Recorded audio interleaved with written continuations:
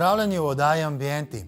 Danes vam bomo pokazali hišo, katere posebnost je zasebna kapela, ki je hkrati prostor molitve, dela in druženja, stanovanje, ki je opremljeno z najsodobnejšo tehnologijo in vrt v vasi Kobdilj na Krasu.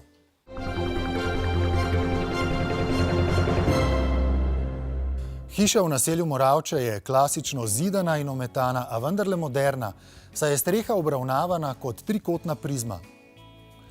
V volumen so zarezane odprtine, ki nakazujejo moderno interpretacijo lesenih gankov iz bližnje okolice. Na robu Moravč s prelepim razgledom na dolino stoji hiša, ki sta jo zasnovala arhitekta Robert Potokar in Blaž Budja. Njena posebnost je zasebna kapela, ki je hkrati prostor molitve, dela in druženja. Ko je odločen arhitekt prišel v stik z zanimivimi naročniki, je nastala prav posebna hiša. Navzven stroga in brezkompromisna, navznoter pa sproščena in odprta. Družina jo je takoj sprejela za svojo in jo napolnila življenjem. Gospod Robert, že po prvem sestanku z naročniki ste imeli jasno vizijo, kakšno hišo boste sprojektirali. Kaj vzamete za osnovo, iz katere potem črpate, snujete vaše načrte? Mogoče glih ne moremo reči, da po prvem sestanku, ampak je pa res prvi sestanek na lokaciji in pogovor o predvsem njihovih željah, kaj bi si kot investitorji želeli. In seveda mi kot arhitekti probamo te želje, predvsem pa odgovoriti za našo arhitekturo na lokacijo. Naročnika sta bila takrat toliko odprta, da sta želela imeti sodobno arhitekturo, kakšna njihova odprtost do sodobne arhitekture pripeljala do tega, da sva lahko imela tudi mi dva malo bolj proste roke in da sva nekako te njihove želje združila, to, kar sem omenil prej na začetku, en tak lokalni kontekst v to okolico podeželske krajine. Arhitekta sta zasnovala moderen objekt navidezno preproste škatlaste oblike, v katerega sta dolbla in urezovala odprtine različnih velikosti, kot na primer celostensko vogalno zasteklitev v pritličju ali pa balkon, ki na poseben način reinterpretira gorenjski gank v nadstropju. Ta dinamična arhitektura svojo obliko na prvi pogled izstopa iz svoje grajene okolice, po drugi strani pa se kar zlije z naravo, ki jo obdaja. K temu pripomore skrbno izbran odtenek fasade. V tem smo tako zelo veliko razmišljali. Ali narediti hišo, seveda, koliko moderno, pa ali bo v neki svetli barvi. Smo se pa odločili, da bo temnejša barva vseeno manj izstopala iz te krajine zelene. Nenazadnje tudi sosednji objekt še ohranjene kmetije je pravzaprav kombinacija lesa, ki je sivo-rjav, z ometom, ki je neke temnejše barve. Po drugi strani je pa seveda samo to formo, obliko, pač se vidi, da je to moderna arhitektura. Objekt je na zunaj recimo relativno tako strog, kubičen, volumenski, znotraj se pa tudi s tem zamikom tako malo bolj odpre, predvsem pa se seveda odpre v krajino. To odpiranje v krajino najbolj začutimo, ko se približamo hiši. Hiša je na robu naselja in želeli smo, da ko se pride pred hišo, pred vhod, se veža tako malo diagonalno razpre proti tem pogledu v krajino. Skratka, ko prideš pred hišo, skozi hišo vidiš. Na nek način je hiša v tem primeru transparentna. Ti slutiš, kaj se za hišo dogaja.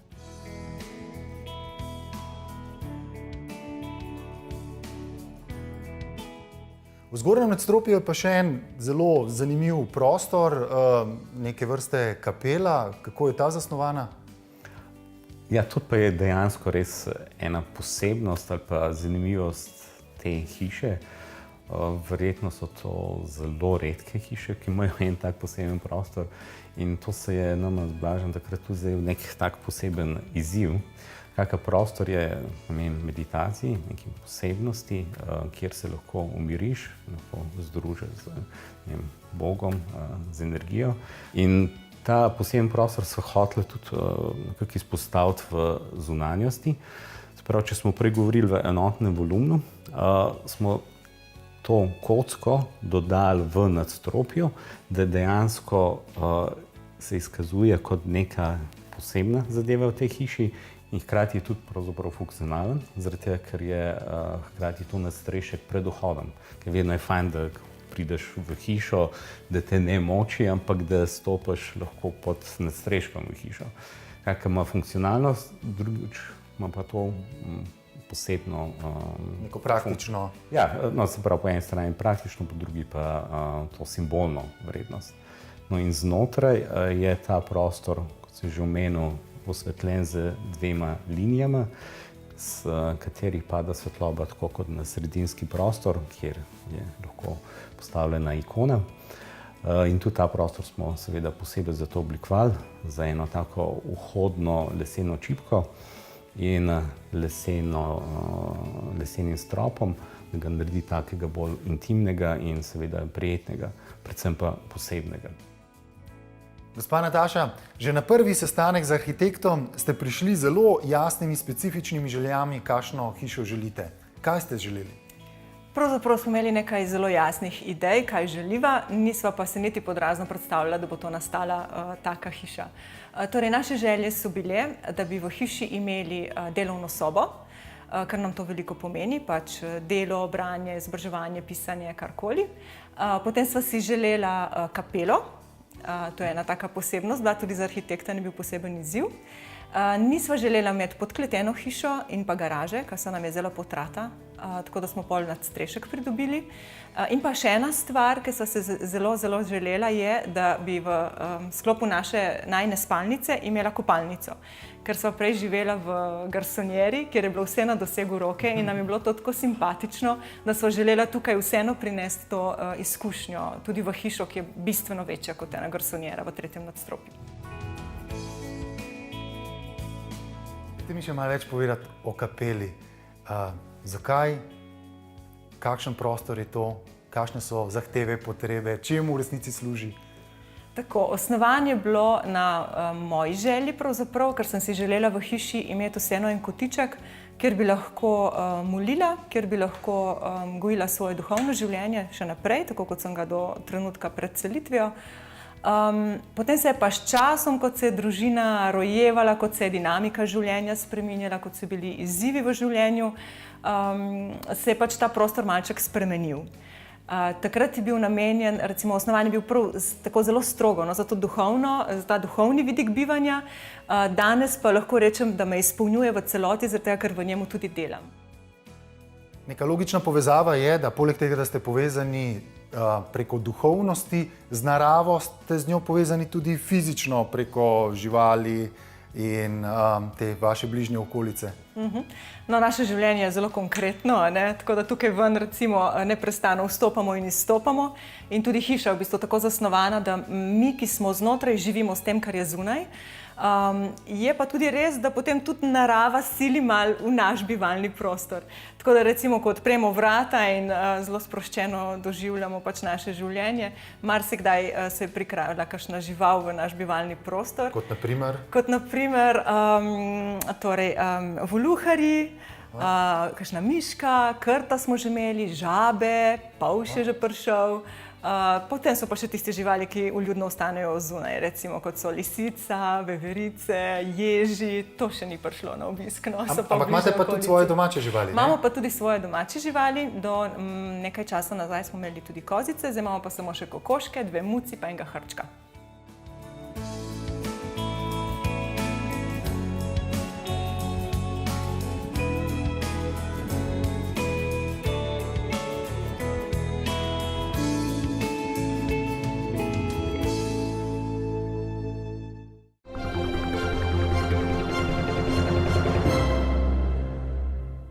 V nadaljevanju si bomo ogledali ultrapametno stanovanje, kjer stanovalci številne ukaze upravljajo kar svojimi glasovi, in kraški vrt, ki je nastajal 20 let.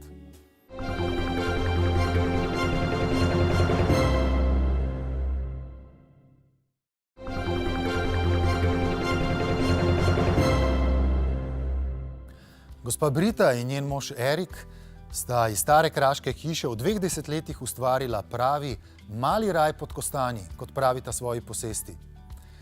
Vrt, ki obdaja hišo, ni le zbirka rastlin, ponuja več kotičkov, kjer lahko posedimo in uživamo v barvah, aromah, predvsem pa v miru.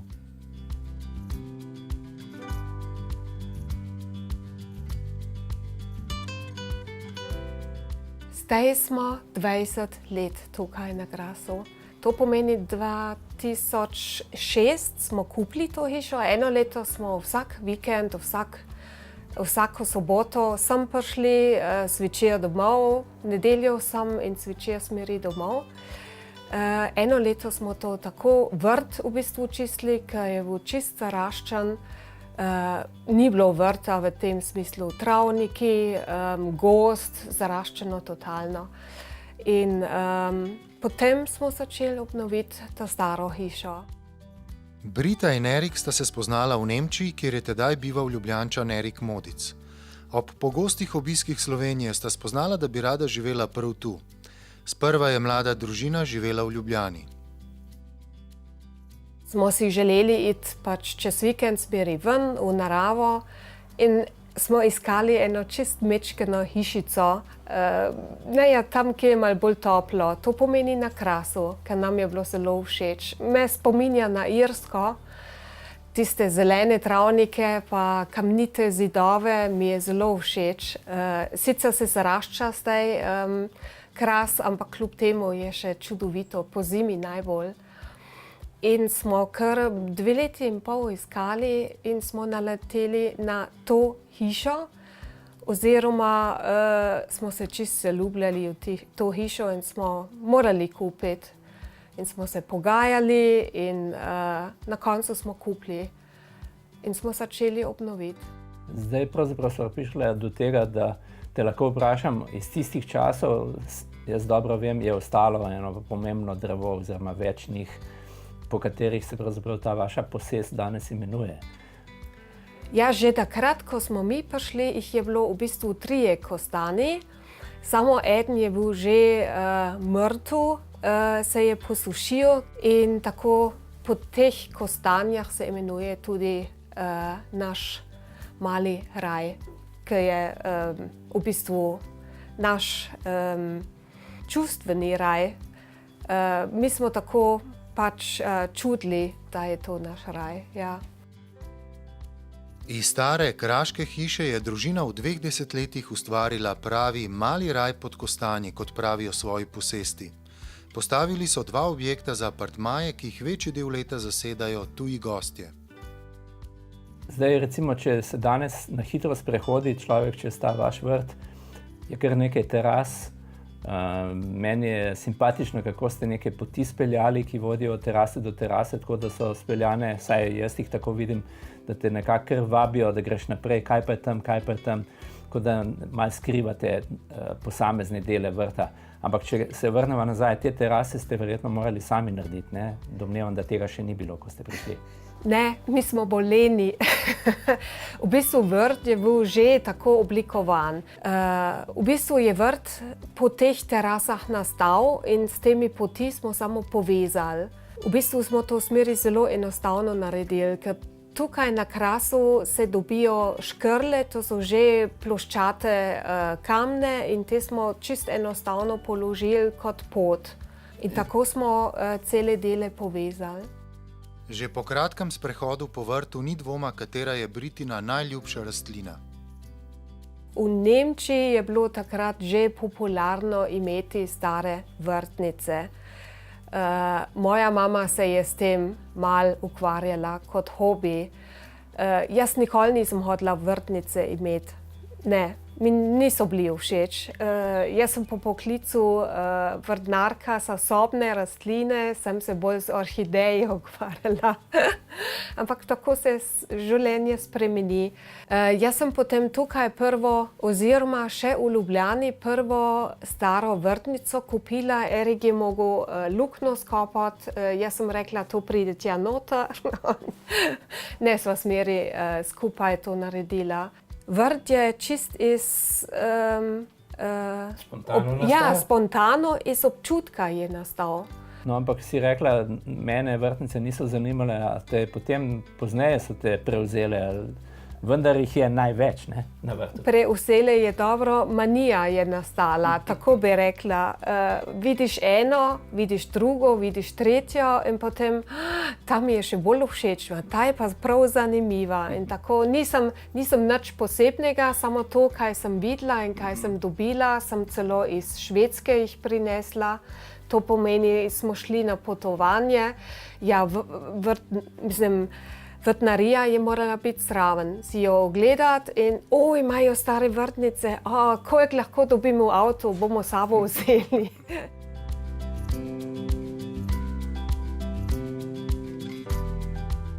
Vrt seveda nikoli ni le zbirka cvetov, naj si bodo ti še tako lepi, barviti ali ne vsakdanji. Mali raj pod kostanji ponuja več kotičkov, kjer lahko posedimo in uživamo v barvah, aromah, oblikah, predvsem pa v miru. Ali mi znaš nekako v par besedah reči, kaj ti vrt daje, kaj ti vrt pomeni, kako ga vidiš, kako ga čutiš?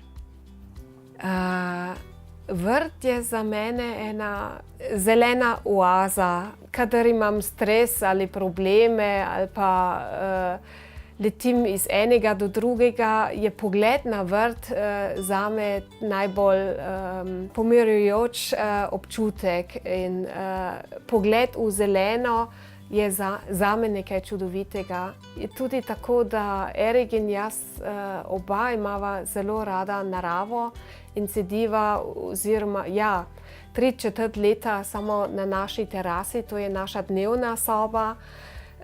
Poslušamo teh živalih, ki jih je tukaj vsako noč in ne rabiš kaj drugega, samo da se pogovarjaš, da imaš kozarca vina ali pa pivo, on bolj pivo, jaz bolj vino in potem uživaš.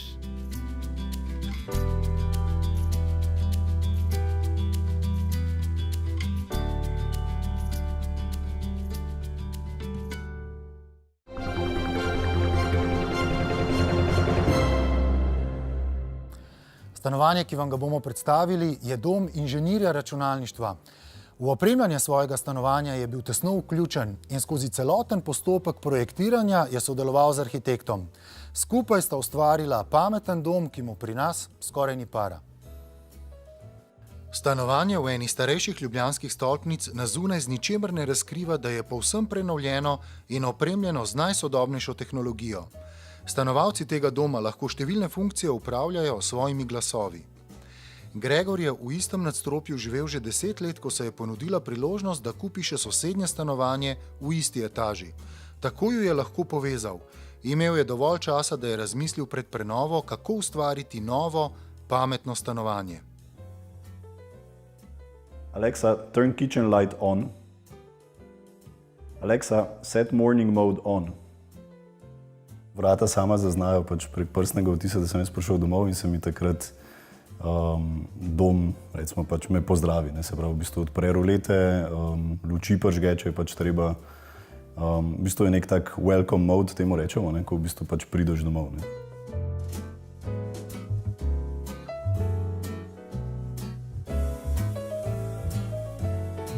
Dve stanovanji ste bili prej in potem se je bilo treba odločiti, združiti to v eno.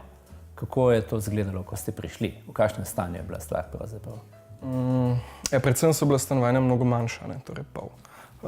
Dnevna soba ni imela te dimenzije. Tisto stanovanje je bilo v bistvu še skoraj v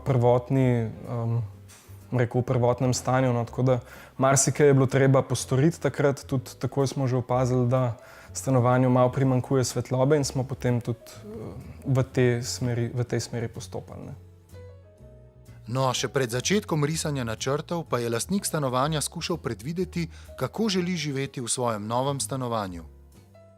Ta prvi del je čisto arhitektura, se pravi, v bistvu, ko razmišljaš, kako ti stanuješ, kaj je tebi pomemben, se pravi, koliko veliko spalnico hočeš imeti ali pa koliko velik bivalni del hočeš imeti. Hočeš imeti recimo prostor za fitness, za wellness, ali ga mogoče tega ne rabiš, če imaš seveda možnost. In seveda pol tudi za vsak prostor posebej v bistvu kakšni, recimo lahko bi rekel v računalniškem žargonu, uporabniški primeri se tam dogajajo. Se pravi, ali dnevna soba, ne, lahko rata tudi kino, ne, pač lahko tudi kaj drugega, ne, pač se lahko to dvoje poveže, povabimo prijatelje, da skupaj kuhamo, v bistvu to so pač stvari, ki jih moraš prej narediti. Jaz sem šel mogoče še kakšen korak naprej, to, da sem prvo razmislil v bistvu o omarah, kaj za ene stvari imamo, kaj sploh rabimo, kje bojo pač shranjene. Tako da v bistvu je lahko večino časa pač bolj pospravljen. No. Zakaj ceniš to možnost, da se stvari tako rekoč na glas se dogajajo, na tvoj glas ubogajo? Jaz sem tak bolj tehničen človek, pa zelo me zanimajo pač take, novatarije. Tudi v bistvu pač iz tega izhajam tudi poslovno, tako da v bistvu se meni zdaj pač taka super priložnost, da vidim, koliko je sploh lahko pameten pač ta stanovanje. Pač včasih se hecam, da sem pač v bistvu zgradil en velik gadget, v katerem zdaj stanujemo. Da so stanovanja lahko preuredili po Gregorjevih in Primoževih zamislih, so bili potrebni precejšnji gradbeni posegi. Arhitekt Primož Boršič to pojasnjuje z dejstvom, da gre v tem primeru za skeletno gradnjo. Gre za modernistični koncept, kjer se z uporabo armiranega betona so se pojavile nove možnosti in tudi ta stavba je bila na tak način narejena. Torej v bistvu vse sloni na 8 stebrih in na komunikacijskem jedru. Vse ostalo je pa v bistvu predelno in lahko podereš, omakneš za izjemo teh sten, ki imajo seveda neke skupne inštalacije, kamor pač ne moreš posegati. Ne? Gregor v stanovanju seveda ne živi sam, temveč ženo in hčerkico. Zanimalo nas je, koliko je žena sodelovala pri odločanju o razporeditvi prostorov in njihovi opremljenosti. Ja, mislim, zelo je sodelovala v bistvu zraven, plus pač mene vedno skrbela, bo, da je mogoče preveč tehnologije in bo to sam na srečo, pač je žena dost odprta za te zadeve in so ji pač te stvari tudi všečne, tako da so se klej dost ujela. Ne.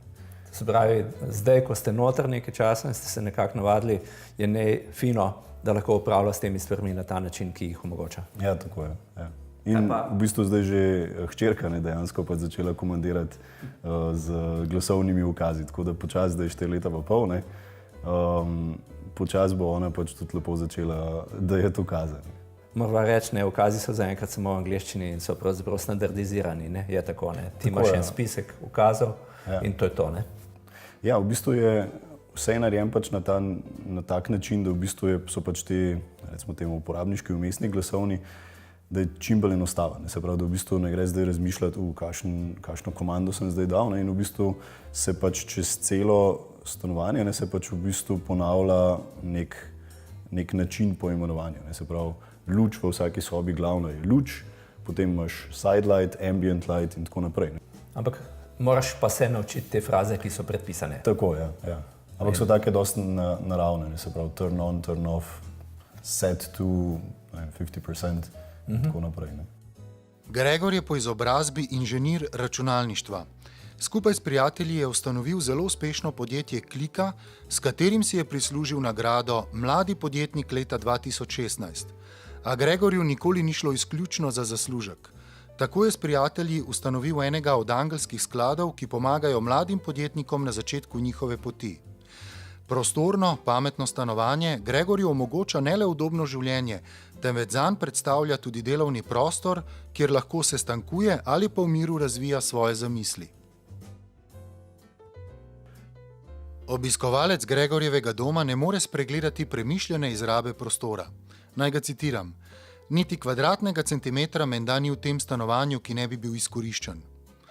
Očitno je, da Gregor ceni urejenost, skuša čim več predvideti in ko konča z delom, rad uživa brez skrbi. Kdor meni, da je glavna prednost pametnega stanovanja v tem, da ni treba niti pritiskati na gumbe krmilnika, ne pozna vseh možnosti. Ja, zdaj mogoče pač najprej treba pogledati, kaj sploh sestavlja pač eno tako pametno hišo, ne. Pač dejansko ti sam rečeš, jaz bi rad imel tukaj le 22 stopinj in ti pač hiša poskrbi za to, da pač imaš ti 22 stopinj. Najbolj optimalno, najbolj pač energetsko optimalno, ne.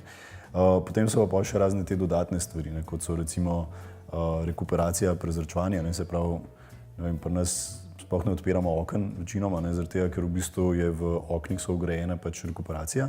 Ko recimo gremo od doma, ne, takrat se v bistvu vklopi ta nek način, kjer v bistvu se pač ventilacija na malo bolj močno sproši in ti takrat pač prelufta stanovanje.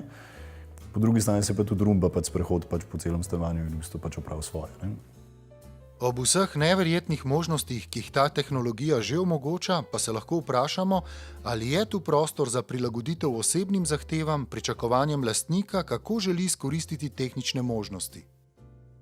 Tako je, v bistvu lahko bi celo rekel, da dejansko svoje domovanje čist personaliziraš. Ne?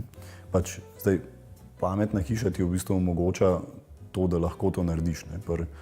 Se pravi, recimo en primer je dnevna soba. Ne? Se pravi, dnevna soba, en od načinov, ki jo uporabljaš, je pač recimo, da pač se usedeš v kavč in bereš. Ne? In takrat lahko pač prilagodiš, da so rolete pač toliko zaprte, da so to prave luči požgane. Ne? Drug je mogoče lahko kino, ne? Se pravi, v bistvu, da se pač zavesce zaprejo in tako naprej. Je spet nek setup, nek nastavitev, ne, ki jo pač v bistvu spet prilagodiš nase. Ne. Drugo, kar pa je pač, kar ti ponovadi pomaga pri tem razmisleku, je pa tudi, da vzameš pač cel dan, kaj točno delaš. Ne. Se pravi, zjutraj, ko se zbudiš, ne, sej na isti način odpreš malo roleto, prižgeš malo luč, pa ne premočno, da se ne zbudiš na brutalen način. In v bistvu, zakaj ne bi rekel, ok, dobro jutro, ne, in ti pač v bistvu sistem naredi to sam. Ne? In pol, ko pač recimo, ne vem, opraviš tuširanje, stopiš ven in rečeš, ok, zdaj bi se rad pobril in ti pač luči na polno odpre to, da se pač lahko pobriješ. Ne? To so vse pač neke stvari, ki se bolj kot ne vsak dan pač približajo enako dogajajo. Potem, ne? Tako, ne? Za Gregorja je njihovo pametno stanovanje izziv, v katerem vidi možnosti razvoja sodobnega načina bivanja. Marsikdo bo rekel, jaz lahko živim tudi brez glasovnih ukazov. Vendar prihajajo generacije, ki jim bo takšen način bivanja pisan na kožo.